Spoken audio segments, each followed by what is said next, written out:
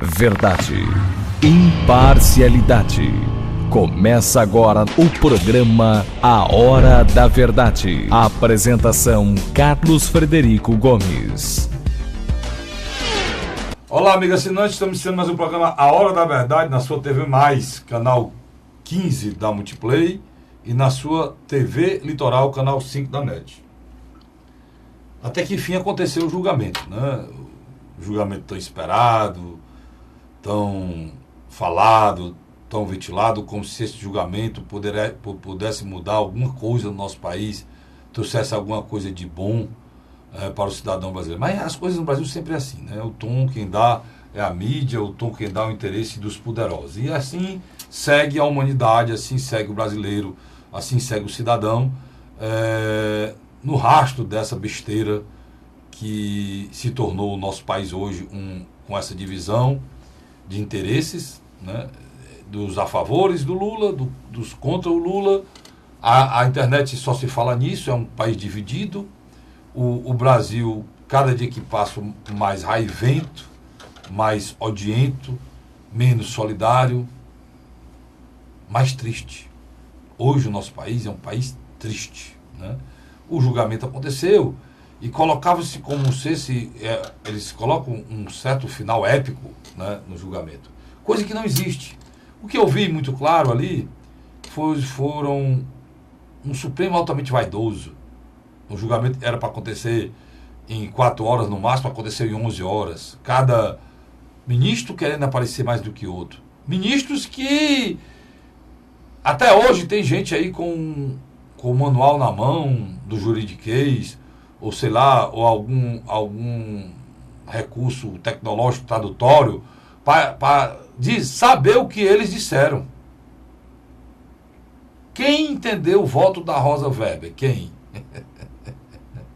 Procure o advogado aí que entendeu o voto da Rosa Weber.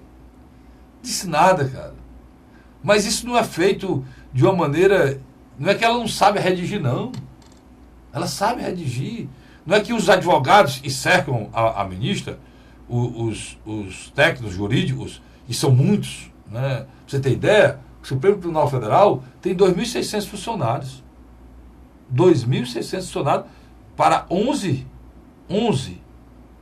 membros do Supremo. 2.700 funcionários. Isso na ativa, estou falando de se aposentar, não. E com toda essa assessoria, ela não conseguiu dar um voto claro. E as pessoas possam entender.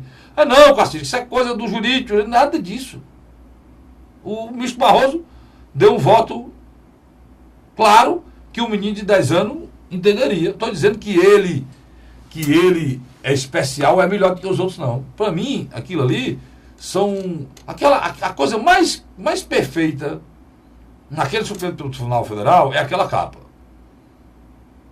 Aquela capa é a prova exata que aqueles homens não querem ser diferentes, como se aquela capa desse a eles alguma coisa de diferente. E o ministro Barroso foi perfeito quando ele expressou o que ele pensava do ministro Gilmar Mendes, que por tudo que ele julga tem alguma coisa por trás. Infelizmente, essa não é a definição do ministro Gilmar. Essa é a definição, ministro Barroso, é do Supremo. Tudo que o Supremo julga tem alguma coisa por trás. E fora desse olhar maniqueísta, esse olhar odioso, esse olhar de cabo de guerra que existe no Brasil hoje, querem prender o Lula e querem saltar o Lula, fora disso, eu não me regozijo com a história da prisão do Lula, não. Acho que se ele for estar condenado, ele deve ser preso, porque se essa pessoa for condenada e não for preso, não existe justiça. Isso é brincar de justiça, é brincar com o país, é brincar com a cidadania, é brincar com o cidadão. A justiça, ela tem que existir. Você torna a justiça uma grande palhaçada. Porque a pessoa é condenada na primeira instância, condenada na segunda, não vai preso. Por que é que eu acho que ele teria que ser preso? Porque todas as provas, as contraprovas, o que tiver de concreto, o que for certo ou errado, a documentação que tiver colocada no juiz, ela é colocada na primeira e segunda instância. Na terceira instância, que é o Superior Tribunal de Justiça, não tem negócio de discutir prova, não. Vão discutir recursos. E lá é o lugar correto para que isso seja discutido. Esse foi um dos argumentos do ministro Barroso. Lá é o lugar correto. Lá, se tiver certo ou errado, lá no Superior Tribunal de Justiça, pode recorrer do processo e soltar, através de um habeas corpus, quem foi preso em segunda instância. Mas a história da segunda instância remete à história do artigo 5º da Constituição, que fala na tal,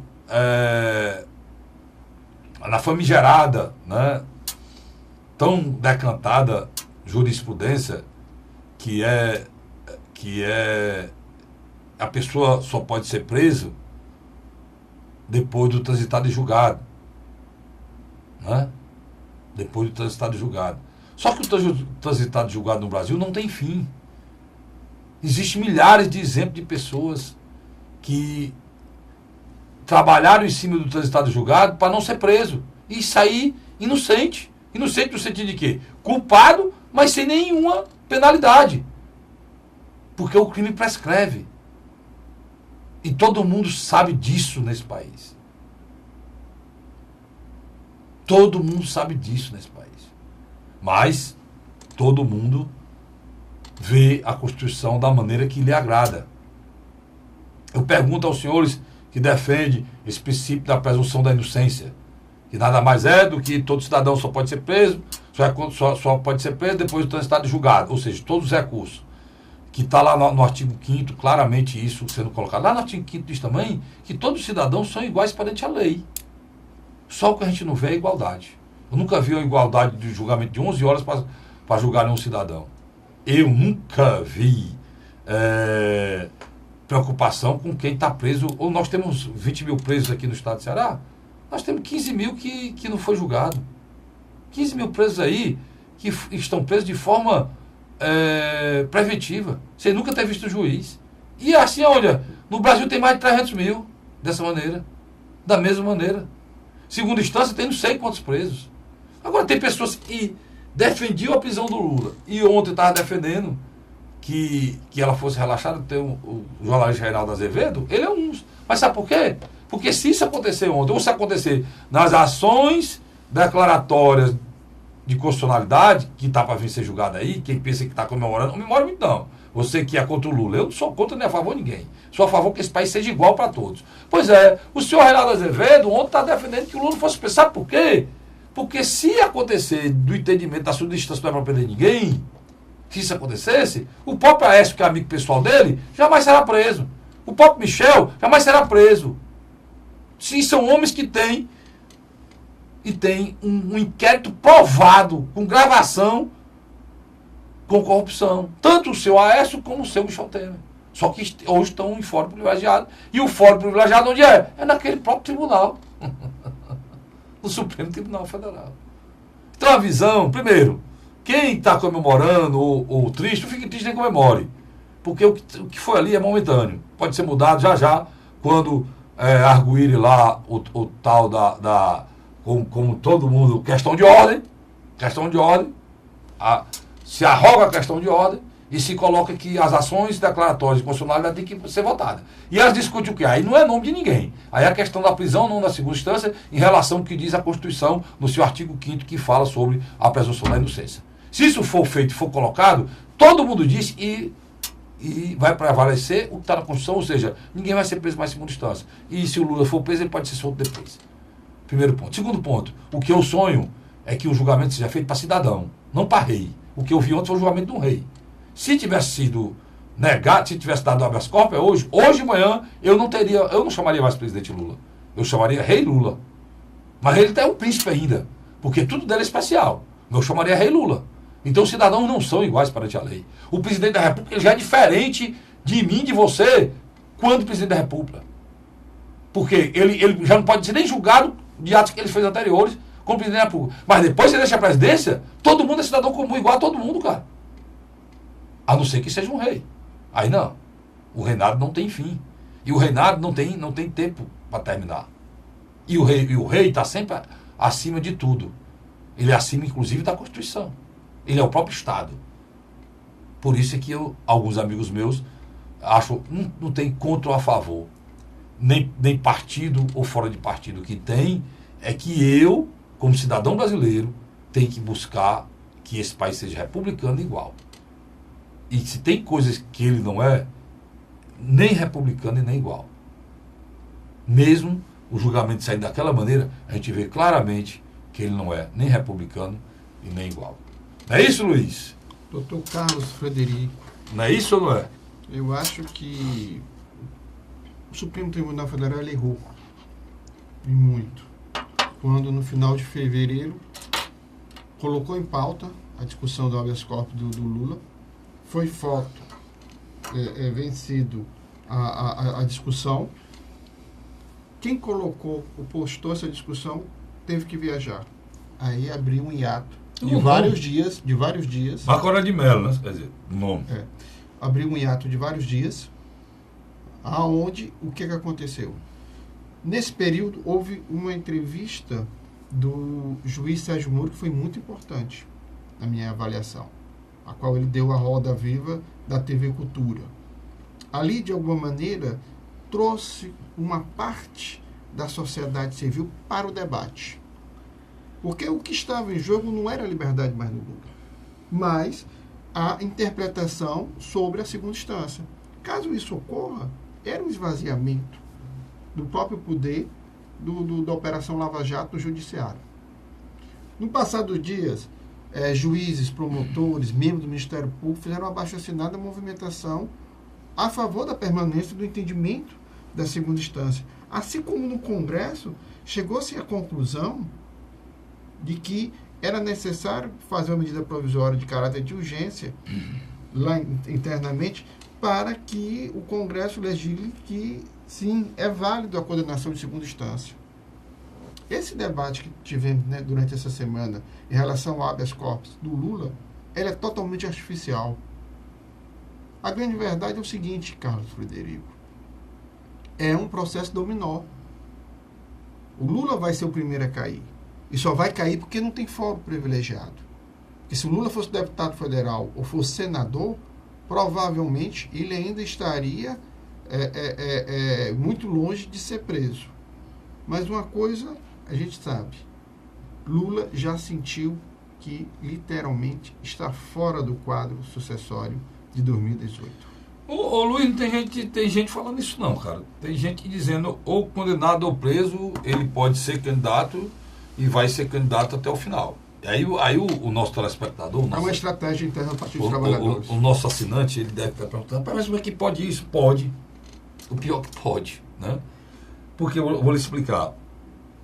A decisão da candidatura ela é orgânica partidária, né, Luiz? Exatamente. Então quem decide se a pessoa vai ser candidato ou não, se eu decido se o Luiz vai ser candidato ou não, quem decide não é a Justiça Eleitoral. Quem decide é um partido que ele fizer parte, né? Depois dessa decisão, homologada na convenção, o partido manda para o Supremo Tribunal, para o TSE. Né? No caso, a gente manda para o TRE no Estado, e no final, se tiver algum recurso, vai até o TSE, que é a fonte superior. Mas o caso do Lula vai para o TSE, porque é uma candidatura a presidente da República. Né? Exatamente. Só que o Lula, a própria candidatura dele já é inelegível, porque ele tem condenação de segunda instância, segundo a lei da ficha limpa. Mas então ele não poderia ser candidato, é errado. Ele pode ser candidato. O que é que acontece? Ele manda para lá o pedido de registro. Com certeza, aí eu posso afirmar, o pedido de registro já é negado, porque ele tem a condenação em segunda instância. Perfeito. Né? Aí o que acontece? Acabou a candidatura? Não. Eles recorrem da decisão. Por exemplo, o Lula pode pedir esse registro, vamos supor, na primeira instância. Ele recorre da decisão, a primeira instância ele recorre para o tribunal, a mesma coisa do tribunal, ele recorre até o Tribunal Superior Eleitoral. Nas três instâncias do Tribunal Superior Eleitoral. Ele seria barrado. E se ele achar inconstitucionalidade, ele pode ir à quarta instância de novo do Supremo Tribunal Federal. Definitivamente ele só seria barrado em setembro. Não. Às vésperas do final do primeiro turno. O Luiz colocou, ele poderá ser barrado em setembro, mesmo estando preso, de ser candidato à véspera da eleição. Aí o que acontece? Aí o PT vai e tira ele e coloca um nome que ele quiser, mas quem fez a campanha foi o nome de quem? Do Lula. O- E o Lula vai dizer que essa pessoa que ele colocou, né, é uma pessoa uma pessoa que seria mesmo que ele. E o eleitor do Lula vai votar nele como se fosse. O que é isso? Assim? Isso acontece diariamente não.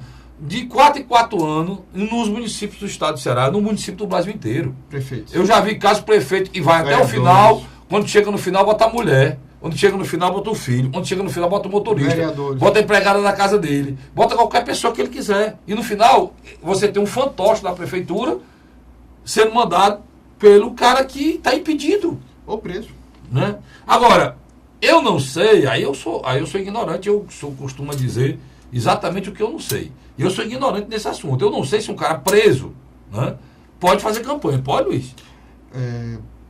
Pode gravar, o preso pode gravar, como eu estou fazendo aqui agora. Não, porque para fazer campanha não precisa ir para comício, não. Basta ele ter a possibilidade de gravar no celular, se já for, no celular, as imagens que vão para a televisão.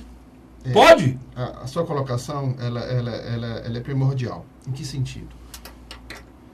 O ir e vir de pessoas para conversar com Lula vai ser restringido. Provavelmente seus advogados e familiares. Por exemplo, ele não vai ter acesso diário às lideranças partidárias para fazer negociações. Não vai ter. Ele sabe disso. Ao ponto que o mesmo sabe, a direção estadual do Partido dos Trabalhadores do Rio de Janeiro, a direção estadual do Partido dos Trabalhadores do Rio Grande do Sul, Piauí, Bahia, já começam a fazer pressão. É hora... Piauí do governador, né? Piauí, do governador Dias. A Bahia também do governador, né? Exatamente. Então, o Ceará está no meio disso, não? Também do Ceará já há uma... Aqui o PT do Ceará é muito lulista, né? Na realidade, o governador Camilo... Não, o Camilo não. O Camilo está fora desse processo. Bem, mas o próprio governador Camilo Santana, que é a maior liderança do Partido dos Trabalhadores... Não, aqui, mas eu acho que é, Luiz. Eu acho que não. Tudo bem. Mas, os episódios anteriores que aconteceu aqui não demonstrou isso, não.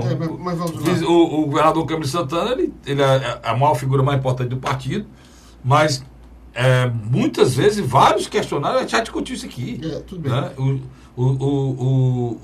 O presidente do partido, na eleição passada, praticamente forçava que o candidato, que outra posição do PT, né? Na eleição passada e na reeleição retrasada, inclusive. O Camilo Santana foi candidato do PT com a força do ex-governador Cid Gomes. Sem dúvida. Quase todo mundo contra, do PT contra a candidatura do próprio governador. Mas diga aí. Mas uma coisa é certa, esses diretórios que eu citei, junto com outros diretórios já estão se manifestando... Eles vão fazer o quê, Luiz? Você acha que vão fazer o quê? Porque é o seguinte, importante a decisão que eles vão tomar? Existe aí um processo da cláusula de barreira. Mas não fale isso agora, não. Tá certo. Você vai aguardar aí sobre esse processo que existe, que eu vou pro rápido intervalo. Sai daí, não, presta atenção. Estátua aí, viu, Luiz? Estátua, parada aí. Eu volto já com o Luiz dizendo sobre esse processo da cláusula de barreira, que é uma mudança que está acontecendo no PT agora em relação à possibilidade do Lula ser candidato ou não. Tá certo? Um instante só, eu volto já. A Hora da Verdade.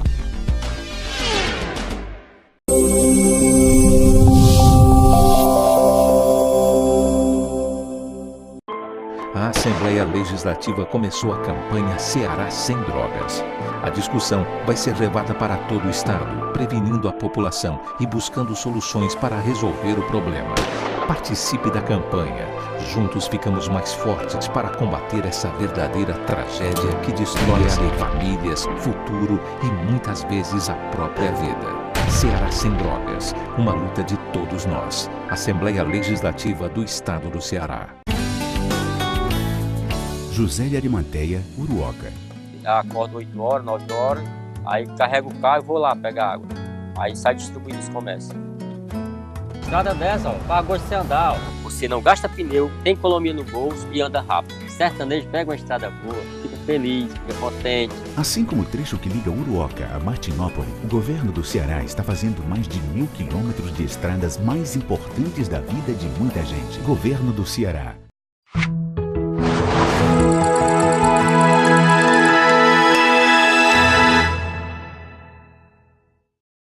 A Hora da Verdade. Estamos de volta agora com o segundo bloco do nosso programa A Hora da Verdade, na sua TV Mais, canal 15 da Multiplay, e na sua TV Litoral, canal 5 da NET. É isso, Luiz? Eu errei. Não, errou não. Falou Tá certo? Tá Ô, certo. rapaz, é por isso que eu estou aqui, você do meu lado, e você me corrige sempre. Mas você tá nem para balançar a cabeça. Você já brincou de estátua quando era mais novo? Sim. Pois é, faz tempo isso, né? Negócio de estátua. Isso O índio hoje não brinca mais de estátua, não, brinca? Brinco de outras coisas. É, tá certo. Mas vamos lá. Me diga uma coisa, você disse para mim que tinha uma questão aí para ser decidida. Qual é? Vamos lá. Eu coloquei no final do primeiro bloco que setores do Partido dos Trabalhadores, com Rio Grande do Sul, Rio de Janeiro, Piauí, próprio Ceará, Bahia, não querem mais investir nessa peça publicitária que o Lula é vítima, ou então, eleição sem Lula é golpe. Eles já chegam à conclusão que Lula não será candidato. E eles precisam cuidar um pouco da vida deles. Em que sentido? Também, desculpa, o Acre. O Acre também? Lá dos Viana? Governador. Dos Viana. Porque tem governador. Então, o que é que eles querem? Eles querem logo uma definição para construir as suas coligações. Esse auto-isolamento do PT é prejudicial. Por quê? A experiência de 2016 foi devastador para o partido. O partido, numericamente, perdeu muitos prefeitos. Você tem uma ideia, o prefeito Fernando Haddad, quando foi para a reeleição em São Paulo, teve menos votos no primeiro turno do que na eleição que ele não era prefeito em 2012. E não chegou aí ao segundo turno. Então, essas marcas deixaram deixar essas marcas profundas na alma dos petistas está atormentando eles. Eles sabem que terão uma redução da bancada no Senado e na Câmara. Você tem uma ideia, figuras como Gleice Hoffmann, Lindenberg Farias, e até mesmo aqui o nosso querido senador Zé Pimentel, provavelmente não voltarão mais. Humberto Costa, lá em Pernambuco, também já não será mais candidato ao Senado. Quer dizer, o partido sente que é hora de reestruturar-se. Por isso que eu acho que, nesse momento, há duas figuras que são beneficiadas a partir do momento que Luiz Inácio Lula da Silva sai do cenário da disputa presidencial. Indiscutivelmente, é o ex-governador, ex-ministro Ciro Gomes. Por que eu falo isso? Porque é uma oportunidade de se criar uma frente partidária de partidos progressistas, ou dito de esquerda, para levar um candidato ao segundo turno. E por que eu estou dizendo isso?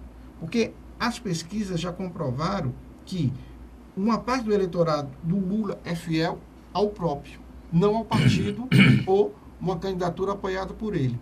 Se demorar a fazer um trabalho de transferência de voto, isso pode ser muito prejudicial. Pode deixar um candidato do campo progressista fora do segundo turno.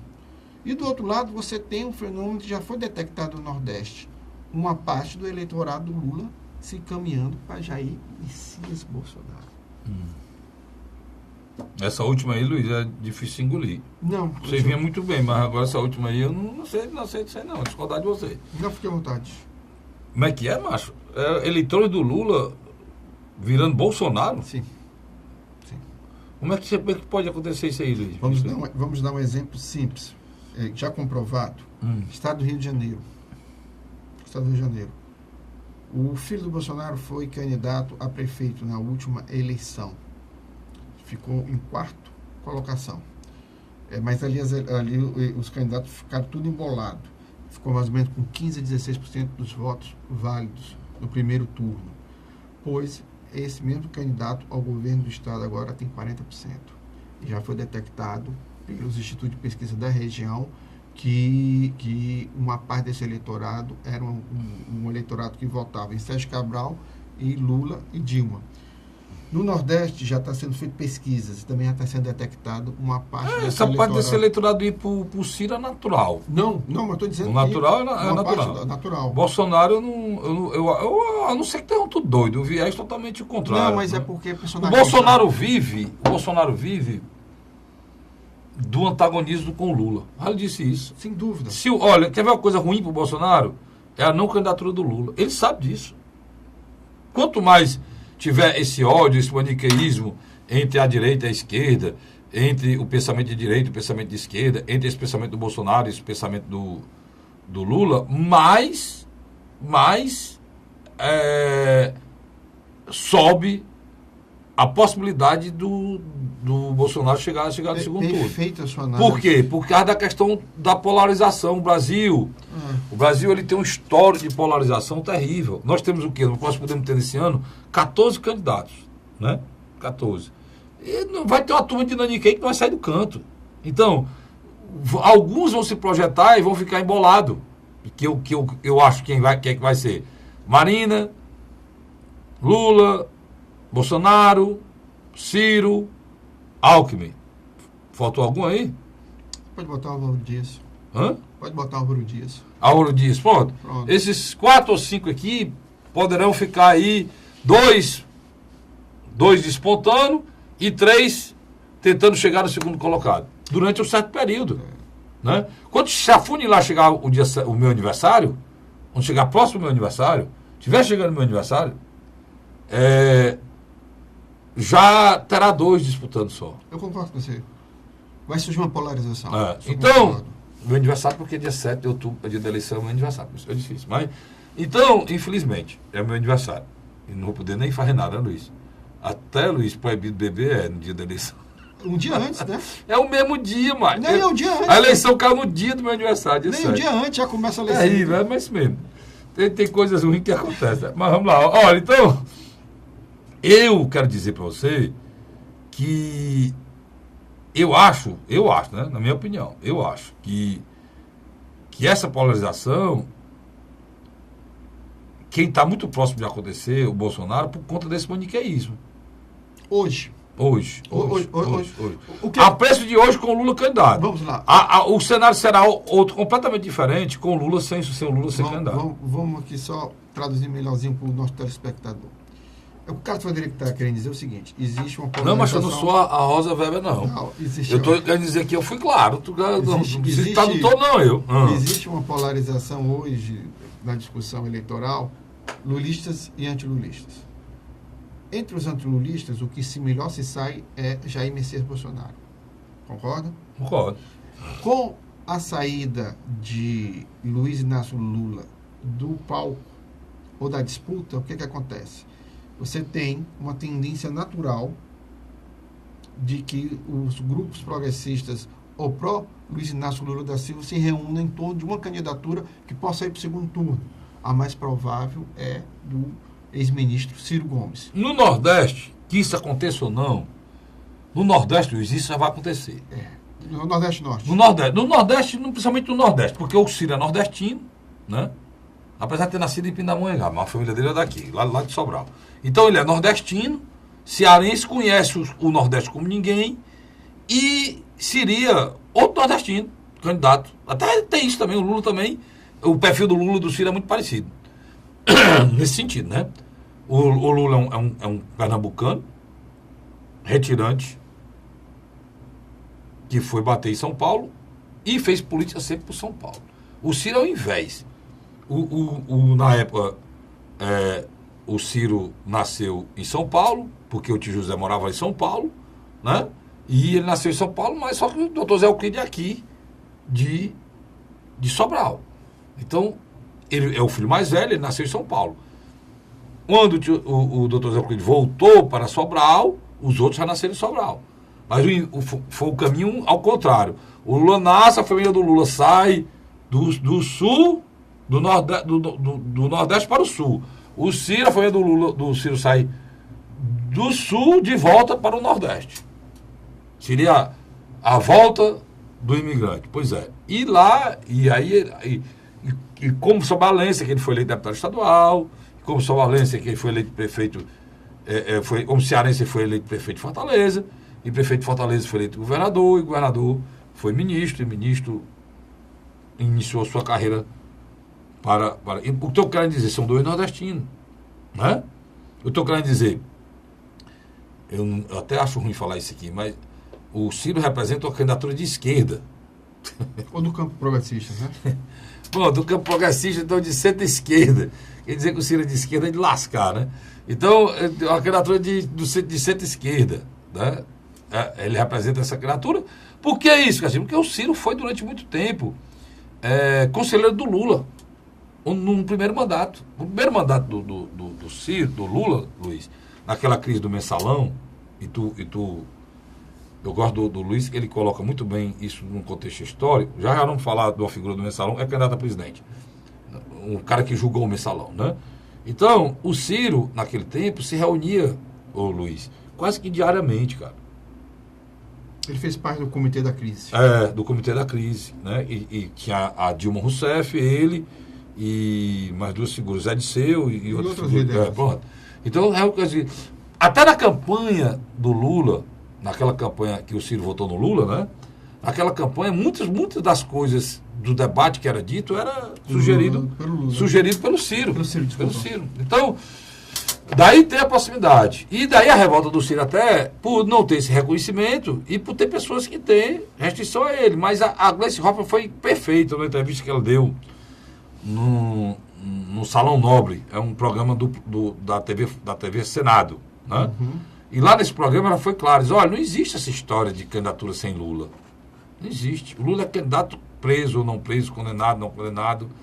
Quem fala aí é a chapa que estou falando aí, aquela que você falou aqui também, né? Você foi o primeiro a falar aqui. Ciro e Haddad, foi o primeiro a falar aqui sobre isso, você escreveu também o blog do Leomar sobre isso. É aquela chapa, isso é o sonho dos nossos adversários. Para tu ter ideia, o nível. Carlinhos, eu vou lhe interromper. Agora, eu não sei, aí ele perguntava, não sei se você me interrompeu não, aí ele perguntar se ela tem cacife para tudo isso, cara? Não tem. Para mandar, para dizer isso aí de forma... Porque nem o instante, não, nós vamos falar, não. Ela taxativamente disse que não, acabou-se. Não tem. Vamos aqui especificamente à questão do Nordeste. O governador da Bahia, o governador do Ceará e o governador do Piauí são do Partido dos Trabalhadores. Na Paraíba, o governador é do PSB, mas tem o apoio do PT. Em Alagoas e Sergipe, são governadores do PMDB, mas que trabalham junto com o Partido dos Trabalhadores na sua base. No Maranhão, é um membro do PCdoB, mas que tem uma ligação histórica com o Partido dos Trabalhadores. O que você me passou é o seguinte, no Norte e no Nordeste do Brasil, mas especialmente no Nordeste. No Nordeste do Brasil, e o Lula é forte, as pesquisas demonstraram, os governadores... Já não querem mais perder tempo com esse mantra. Não querem mais perder. Por quê? Eles partem do princípio que se o Lula começar a trabalhar nesse momento para transferência de voto para um candidato, beneficiar a eles e ao candidato que o Lula apoiar. No caso específico, o ideal seria Ciro Ferreira Gomes. Só que uma parte da direção do PT, cegamente, continua nesse processo desse mantra, já está tendo choques internos. Vai ter reunião agora, Luiz, depois da decisão do Supremo? Vai ter uma reunião do PT a nível nacional para dizer, rapaz, vamos dar um tempo de discutir, não tem mais condição não. O Lula vai... Os embargos devem ser julgados já, né? Esses embargos dos embargos. E ainda tem os embargos dos embargos, você sabia não? Pois tem. Depois que passou no Supremo Tribunal Federal, eles vão questionar os embargos não ter sido dados para o presidente Lula. É os embargos dos embargos. Mas dizem que vai ser muito rápido esse julgamento, né? Talvez eles nem aceitem, né? Talvez na terça-feira, dia 10 de abril, quando um telespectador assistisse nosso programa... Terça-feira? Terça-feira, dia 10. De abril? De abril. Quando esse programa estamos gravando... Ele vai ao ar hoje. Eu sei, mas no dia 10 é o último dia que... Vai ao ar hoje, dia 5 esse programa. Mas ele passa 3 dias. Tudo bem. Tu fala a última representação. A última apresentação, no dia 10, é capaz de o Lula já estar preso. Tudo bem. Perfeito.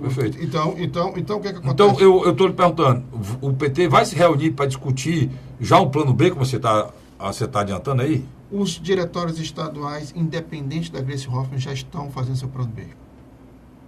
Por que é isso aí? Agora eu vou para você entender aqui a Rosa Weber aqui, viu? Obrigado. E é loura, igualzinha a loura. A Rosa Weber aqui está querendo dizer... Vai de lascar.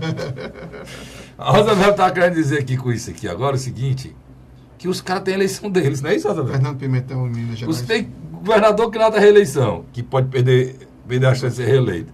Tem deputados que querem ser eleitos. Tu todos eles, e tem que definir isso, porque senão a eleição deles fica comprometida. É isso, meu querido amigo Luiz Cláudio Barroso? Duas coisas. Quem é que a Rosa Weber é tua mesmo, Luiz? Parente, não? Vamos atrás, Tem alguma parte desse, Tem duas passagens nos últimos dias que acenderam uma luz vermelha no Partido dos Trabalhadores. A passagem do Lula pelo Sul, onde é notório que a oposição a ele saiu do campo verbal, entrou para o campo físico. Tem muita piada na internet, né? Tem nego dizendo que aquele negócio da Globo, aquela palhaçada da Globo, o país que você quer, aí tem uma voz do Lula, diz, o país que eu quero é sem o Paraná, sem Santa Catarina, sem o Rio Grande do Sul, que ninguém vota neles, só teve ovo lá, né? Nas últimas 72 horas antes do dia 4 de abril, o PT tentou fazer várias manifestações. Todas elas fracasso de público. Muito pouca gente, por sinal, foram mostradas. A imagem fala por tudo, a imagem, pouquíssimas pessoas. Então, dentro do próprio Partido dos Trabalhadores, a militância já jogou a toalha. É hora de começarmos a pensar o futuro sem a candidatura do Lula. Então, por isso que eu acho que, nesse momento, é fundamental os posicionamentos de Ciro Ferreira Gomes. Na minha avaliação, o Ciro está trabalhando bem. Está conversando com a direção nacional do Partido Socialista Brasileiro, da qual ele já fez parte. Está muito próximo de sair uma aliança. Mas como isso? O Partido Comunista do Brasil... O PSB é aliado do Alckmin, macho, em São Paulo. Mas a nível nacional há uma simpatia pela candidatura do Ciro. E aí provavelmente o diretório, somente o governador de Pernambuco, que vai para a reeleição. Peraí, vamos devagar. O Andou, o Santa de Barro, não vai dar certo não, você está falando. Olha, mas o Alckmin está saindo amanhã, ou é hoje? Amanhã do governo de São Paulo. Sábado. Não, é dia 6. Amanhã, sexta-feira. Sexta, né? Está saindo do governo de São Paulo amanhã, o Alckmin. Quem é que assume? Márcio França. Quem é Márcio França? É hoje o vice-presidente do Partido Socialista Brasileiro a nível nacional e governador do estado de São Paulo a partir do dia 7. Pronto, pois esse cara vai ser governador do maior estado da federação, com o PIB, tamanho do PIB da Argentina. Esse cara só vai ser governador porque o Alckmin está deixando confiança na mão dele, cara. E diga de passagem, ele é o candidato Alckmin. Pois é. Então, não é o João Dória. E o Alckmin vai apoiá-lo para a reeleição. Como é que esse cara não vai votar no Alckmin, Luiz? Sem dúvida. Então ele é do PSB. O maior líder do PSB hoje passa a ser ele que é governador de São Paulo. Também não você está corretíssimo. Então, a história, se o Ciro está atrás do PSB, está perdendo tempo, no meu entender. No segundo turno, não. Ele mantém a conversação aí, que no segundo turno, eu acho que é o nome. É mais se o Ciro chegar no segundo turno, o PSB apoia o Ciro. Lógico. Mas já está caminhando também lá. A direção nacional tem mantido contatos com o Lula e a coisa está funilando positivamente. Mas a sua colocação foi brilhante. Pronto, deixa eu ir para o intervalo. E só para você encerrar, o PCdoB, que tem mantido a Manuela Dávila, também já está negociando com o Ciro. O Ciro tem condições de fazer uma grande frente com esse vazio deixado pelo ex-presidente Luiz Inácio Lula da Silva. Tudo bem, eu vou para um rápido intervalo, não sai daí não, daqui um pedaço eu estou de volta, o terceiro e último bloco do programa A Hora da Verdade. Até já. A Hora da Verdade.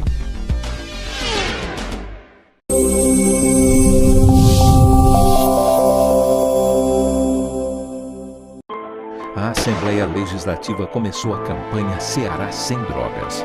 A discussão vai ser levada para todo o estado, prevenindo a população e buscando soluções para resolver o problema. Participe da campanha.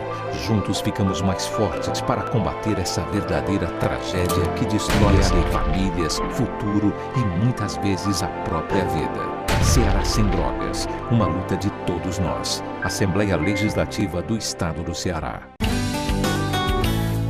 José de Arimanteia, Uruoca. Acordo 8 horas, 9 horas, aí carrego o carro e vou lá pegar água. Aí sai distribuindo os comércios. Estrada dessa, para gosto de você andar. Você não gasta pneu, tem economia no bolso e anda rápido. Sertanejo pega uma estrada boa, fica feliz, fica contente. Assim como o trecho que liga Uruoca a Martinópole, o governo do Ceará está fazendo mais de 1.000 quilômetros de estradas mais importantes da vida de muita gente. Governo do Ceará.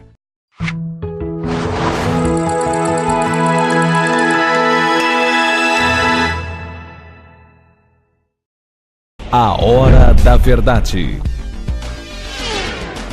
Estamos de volta agora com o terceiro e último bloco do programa A Hora da Verdade. Luiz, eu quero mudar o mesmo assunto, mas tudo tem a ver. Outra esfera. Não, teve 3 coisas que eu me lembrei agora. Eu não era para ter falado no início, não falei. Primeiro, a questão do general. Segundo, a questão do Moro Rosa Weber, para mim não esquecer. Já estou esquecendo a terceira coisa. Mas bora logo para a questão do general. Aquela declaração, primeiro do general Lessa e depois do general Vilas Boas. Teve Um na reserva. E o outro comandante do Exército. Titular. Ativo. Tem alguma... Tem. Acho que teve alguma influência nessa votação? Total. Foram fatores que vieram a colaborar para que membros do Supremo Tribunal Federal, especificamente Rosa Weber, mudasse seu voto, o seu entendimento de voto. Então a Rosa Weber estava uma espécie assim de uma... Estava numa prensa mesmo, era um queijo, a Rosa. Branquinha, né? Assim como tu, ela estava pensando assim, um queijo, porque uma semana anterior, 15 dias anterior a esse julgamento, houve um Roda Viva com o juiz Sérgio Moro. Com o juiz Sérgio Moro. E o juiz Sérgio Moro, no Roda Viva, colocou bem. Ele colocou que trabalhou com a Rosa Weber, que tinha, né? E teve um período que ele trabalhou com ela. Vamos explicar ao telespectador. Quando a Rosa Weber foi indicada ao Supremo Tribunal Federal, uma das pessoas que foi colocada na equipe dele foi o juiz Sérgio Moro, para explicar a ela a questão das relações de tráfico de influência, de corrupção. Pronto. Então, ele que fazia a revisão de alguma das petições dela. E ele fez uma espécie de elogio a ela. Um elogio a ela público nas decisões dela, que praticamente definiria o voto dela. Agora, pegando o gancho... Ele colocou ela como um exemplo de que o Supremo Tribunal Federal era correto. Mas é que tá. Quando ele fez essa jogada, você tem, por exemplo, Folha de São Paulo, Estado de São Paulo, O Globo, revistas como Época, Isto É e Veja, no outro final de semana, quer dizer, no final de semana que antecedeu ao julgamento, deixando bem claro, a decisão está na mão de Rosa Weber. Pronto, aí onde é que eu quero chegar? Primeiro a história do Moura, e depois uma história voltar aqui do comandante do Zé. Rapaz, nós estamos na eminência mesmo de uma ruptura democrática? Sim. Nós estamos na eminência mesmo de uma ruptura democrática? Sim. Por quê? Se pisaram na bola daqui para frente, você acha? Sim, por quê? Nós temos um executivo em crise, temos um legislativo tão doente como o executivo. Quem salvaguarda a Constituição e a estabilidade democrática, teoricamente, ficou nessa função o Judiciário. O correto era os 3 trabalhar junto para essa estabilidade. Depois de exatamente 33 anos que os militares deixaram o poder, é a primeira vez que o Exército, literalmente, faz uma pressão aberta. O discurso do... inclusive, o discurso do general... gerou polêmica. O Janot se alvorou contra, o ex-procurador Rodrigo Janot. Tem gente querendo explicação, pedindo para que o presidente peça explicação. O presidente Temer saiu pela tangente e disse Posso fazer só um que contraponto? as pessoas têm liberdade. Posso fazer um contraponto bem interessante? Mas não. A população não fez cara feia. Não fez não. Luiz, o que a opinião pública não fez cara feia. O que é mais preocupante é justamente isso. A população, ela não acredita mais no Brasil. Pronto. Ela não acredita mais nas instituições. Ela não acredita mais na justiça. Ela não acredita mais nos políticos. Ela não acredita mais no executivo, no legislativo. Não acredita mais em nada. E o ponto final de uma crise sem fim para um Estado, para um governo, é quando a população desacredita das suas instituições. É o que vivenciamos hoje. Só tem uma instituição que tem credibilidade no Brasil. Esse é o grande ponto de você entender. Chama-se Forças Armadas. São 3, bem rápido. Mas nas pesquisas de opinião pública. Forças Armadas, Igreja, Bombeiros. Pronto. Ainda salvaram os bombeiros e a igreja. Então, quando você chega num estágio desse, é preocupante. Porque nós precisamos preservar nossas Forças Armadas, mas a liberdade, a estrutura democrática é necessária no mundo de hoje mais do que nunca. Mais do que nunca. E o que na realidade eu avalio é que a esquerda de novo brasileira errou demais. Ela exagerou na dose. Ela chegou ao ponto... Por exemplo, quando você erra, você se submete a quê? À justiça. A esquerda brasileira, ela não tem a hombridade de dizer nem que errou, Luiz. Não tem a consciência. Né? E ela desafia quem? A instituição, o Poder Judiciário, a Justiça Brasileira, as instituições brasileiras. Quando você faz isso, você leva um país ao quê? A uma anarquia. E diante de uma anarquia, há um posicionamento das Forças Armadas. E eu não sei, por pura irresponsabilidade, talvez, e muitos que estão fazendo isso não sabem que é uma ditadura. Mas o Exército monitorou a passagem de Lula na região sul. O Exército hoje enfrenta um problema muito sério que se chama os morros do Rio de Janeiro. Ali é uma guerra. É que eles não... Eles não foram preparados para aquilo. Não, e eles não estão conseguindo ainda, não tomaram... Luiz, olha, depois da decretação da intervenção do Michel Temer até agora, o Exército Brasileiro, o comandante lá do Exército Brasileiro, que está lá comandando a intervenção no Rio... Que é o secretário de Segurança. Que é o secretário de Segurança que comanda a intervenção no Rio, na área de segurança, ele não fez nenhuma ação pontual, Luiz. Não tem uma ação, cara. Não havia planejamento. Não tem uma ação. Mas não houve um planejamento. Não houve nada. A única coisa que se sentiu é que tem uma pessoa comandando hoje no time, mas comandando o caos. Foi diferente daquela outra intervenção. Que houve um planejamento. Não, daquela intervenção feita no tempo do Sérgio Cabral e do como é o nome do secretário na época?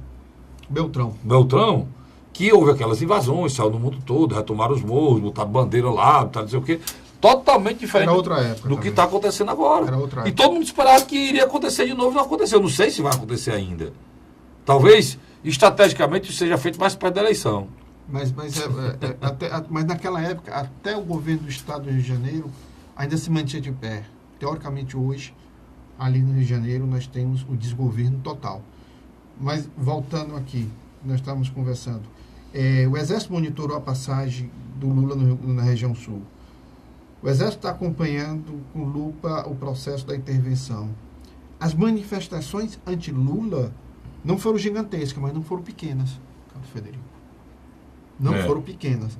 E outra coisa... E para uma quarta-feira, né, Luiz? O brasileiro não tem esse costume de quarta-feira. E outra coisa, quando você viu membros do Ministério Público, juízes, advogados, promotores, assinarem um baixo-assinado defendendo a interpretação da segunda instância, poxa, você já imaginou que se o resultado fosse o inverso, 6-5 a favor do Lula, eu e você, como colocamos no começo do primeiro bloco, teríamos estímulos hoje de estar aqui. Mas eu aceitaria com a serenidade que eu estou aqui. Sem dúvida. Por quê? Porque eu não acredito mais nesse país. E eu acho que esse julgamento não foi o fim. Você sabe que não foi o fim. Não, sem dúvida.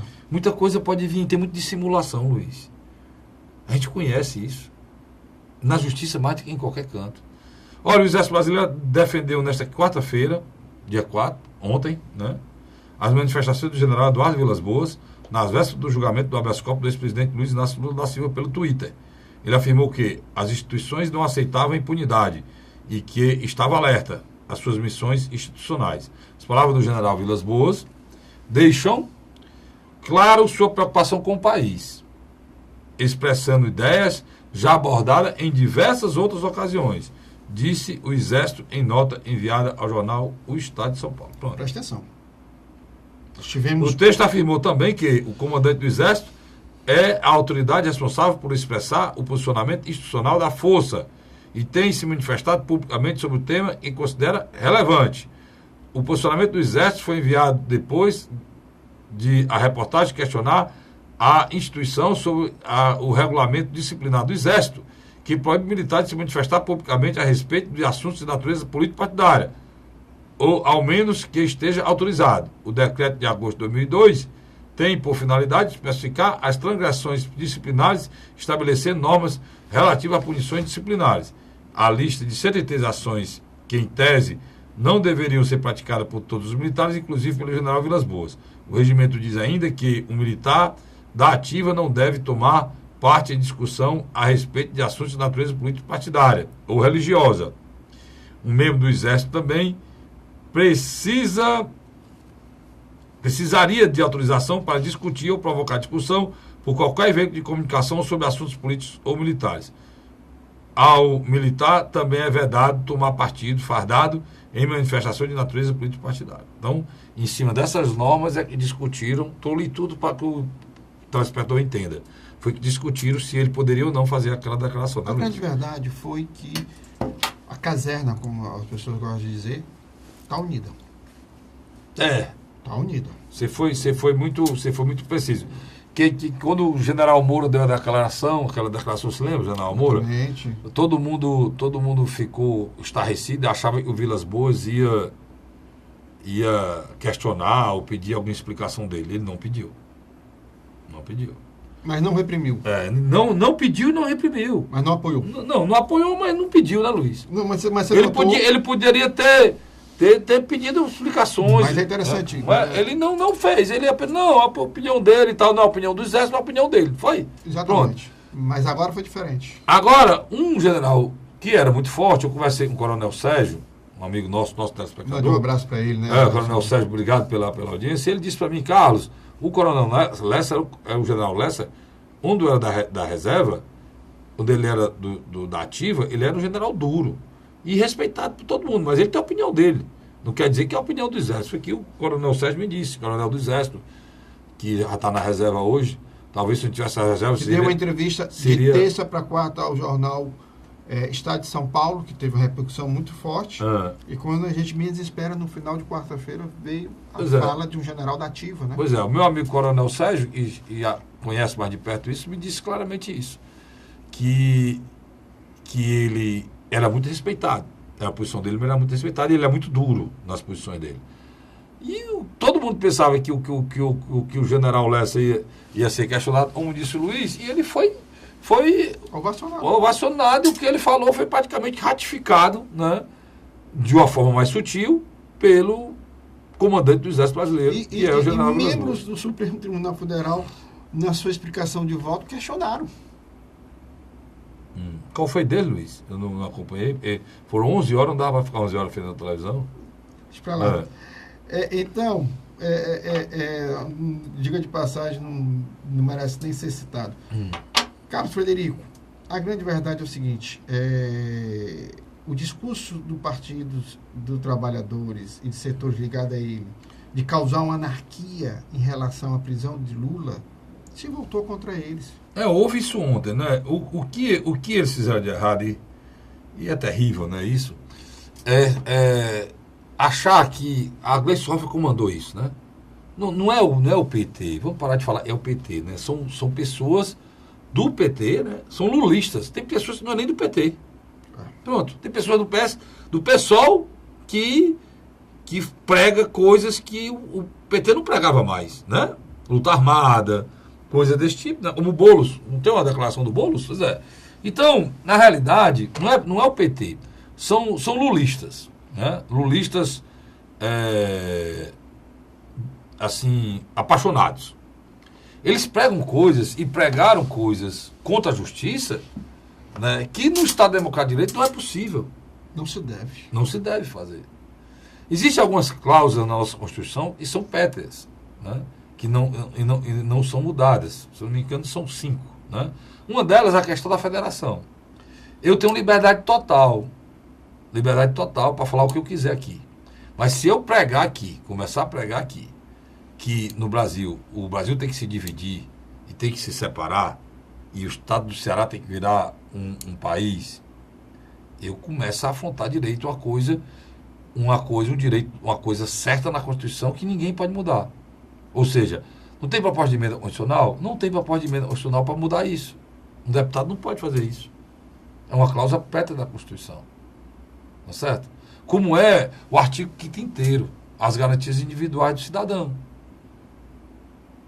Também é uma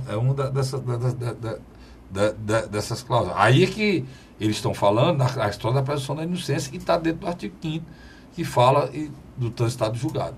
Então, Luiz, são coisas, cara, que a gente precisa é entender que quem está no jogo democrático, quem é porque eu não consigo entender essa posição do PT não, dos lulistas, em relação a pregar o errado e não reconhecer os erros, que estão fazendo um mal muito grande nesse país, porque, Luiz, eles foram grandes responsáveis pela democratização desse país, cara. O Lula foi um dos principais responsáveis para a gente viver a democracia que a gente vive hoje. Lá no ABC, onde ele assistiu o julgamento lá, no sindicato, ele assistiu lá no sindicato do sindicato lá dos metalúrgicos, ele assistiu o julgamento lá. E lá mesmo foi o palco onde ele, com a sua luta de sindicalista, se tornou, que fez com que, na época, o general Figueiredo entendesse, né, que o Brasil não dava mais para manter. É o chamado novo sindicalismo. Ele tinha que abrir. E ia ter aquela célebre frase do general Figueiredo, né? Eu quebro, arrebento, mas faço abertura política. Você lembra? Pois é. Então, são coisas. A gente tem um certo tempinho na história e procura olhar um pouco a história do Brasil, a gente teme essas coisas. Porque o cidadão mais novo, ele não sabe disso. Ele está perdido no processo, né? Está perdido. Mas se ele pegar esse aparelho que está na minha mão aqui, que está na mão dele, e ele tem e não dá valor, muitas vezes só vê e só usa para coisas imbecis, né? Se ele desse uma olhadinha e pegasse a história do Brasil, ele ia ver o risco que nós estamos correndo hoje, né, Luiz? A quantidade de presidentes que não terminaram o mandato, a quantidade de revoltas que houve no país, a quantidade de presidentes que foram ao poder sem ter sido eleitos, a quantidade de presidentes que foram eleitos e não tomaram posse, quantas revoltas no Brasil, quantos outros governos terminaram antes do tempo. Então, é importante que você faça isso. Você pode botar no Google lá, pode dar uma breve história do Brasil, né, da República Brasileira, pode só a República, né? E vem lá do Deodoro até agora, né, Luiz? Para que possa entender o momento histórico que a gente está vivendo, né?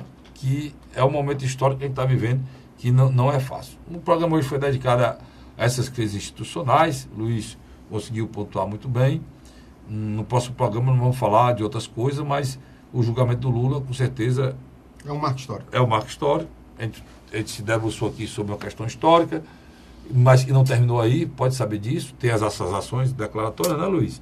Quer acrescentar alguma coisa? Tem 1 minuto aí para você acrescentar alguma coisa. Eu acredito que a gente já pode afirmar, Lula, teoricamente, já está fora da sucessão presidencial de 2018. Se abre aí, se abre uma nova perspectiva de debate até dos candidatos que vão ter oportunidade agora de se apresentar com mais clareza, porque, querendo ou não, o Lula atrapalhava, né? Você acha que esse processo estava também parado por conta disso, né, Luiz? Estava. Eu acho que começou agora. Beleza. Pois, Luiz, obrigado. A você, assinante, eu volto na próxima semana, se Deus quiser. Obrigado pela audiência, até lá.